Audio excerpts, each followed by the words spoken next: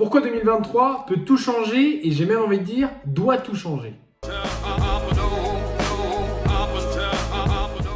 Salut Crypto Team, j'espère que vous êtes en pleine forme. On se retrouve pour une vidéo pour parler de l'année 2023 dans toute son entièreté.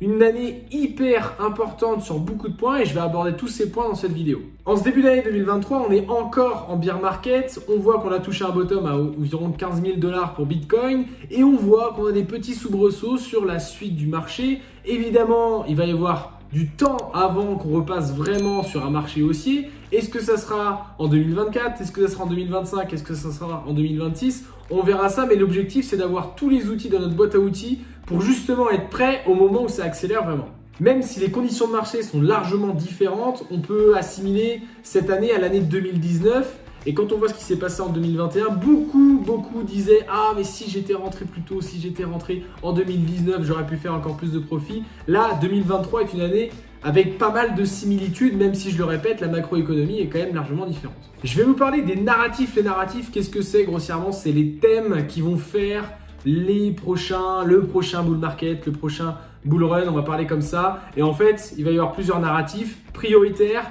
et secondaires, et en fonction de ça, on va aller chercher des projets, des cryptos qui font partie de ce narratif. Parmi les narratifs prioritaires, je vois bien les projets liant le Web 2 et le Web 3 exploser. Alors l'idée, c'est vraiment de favoriser l'adoption de masse. Est-ce que ça sera sur le prochain bull market ou est-ce que ça sera peut-être sur celui d'après? On ne sait pas, mais ce qui est sûr, c'est que la notion d'adoption massive a jamais été aussi présente. On a aussi la notion d'interopérabilité, le fait de faire communiquer les différentes blockchains entre elles. Aujourd'hui, il y a deux projets qui, au niveau de trust, le marché, on va dire ça comme ça, Atom, Cosmos et Polkadot avec DOT.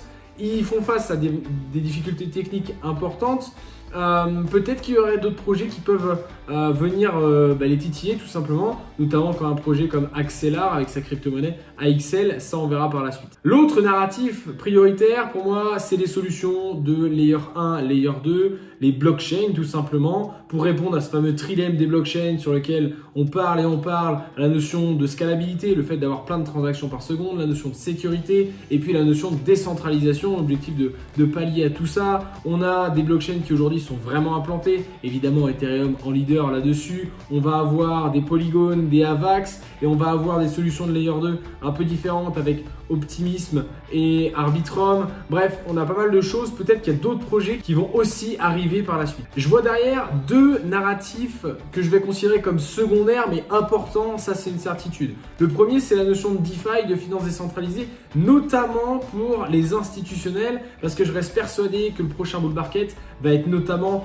piloté par les institutionnels et pour que eux rentrent sur ce marché-là, il faut des outils qui soient à leur mesure en termes de capitaux, d'accumulation d'énormes capitaux par le marché. Ça, c'est très important. Donc, il va y avoir des outils DeFi qui vont venir s'implémenter sur ça. Je pense notamment à Aave qui a déjà fait des premiers tests et des choses très intéressantes. Peut-être que d'autres projets vont aussi venir s'implémenter dessus. Et le deuxième narratif, du côté des narratifs secondaires, c'est le gaming. C'est une manne financière énorme, sans parler blockchain, NFT ou quoi que ce soit. Hein. Là, aujourd'hui, dans l'histoire actuelle, le gaming représente une part énorme en termes de marché. Et donc, il y a une possibilité de transformation, notamment avec la notion d'appartenance, avec les NFT. Donc on verra un petit peu comment ça va se mettre en place. Ça peut faire partie des narratifs de ce bull market, mais ça peut aussi être repoussé sur le prochain bull market. Alors côté NFT et Metaverse, je mets pas ça dans les narratifs volontairement parce que je pense que c'est plus la technologie qui va être intégrée à un narratif particulier comme le gaming, j'en parlais juste avant, pour vraiment qu'il y ait quelque chose et ça va pas être juste les NFT c'est formidable, ça pète, c'est un narratif. Non, c'est pourquoi utiliser les NFT, pourquoi utiliser le Metaverse, à travers quel narratif et notamment le gaming.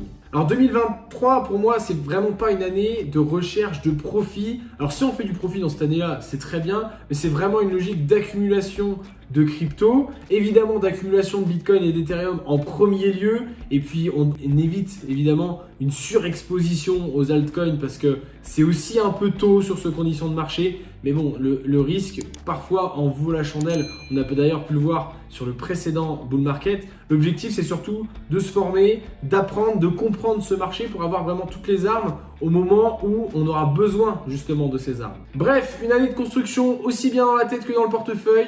On verra bien ce que les prochaines années nous réservent, mais c'est important d'être bien présent sur le marché crypto en 2023. Allez, ciao, ciao, salut!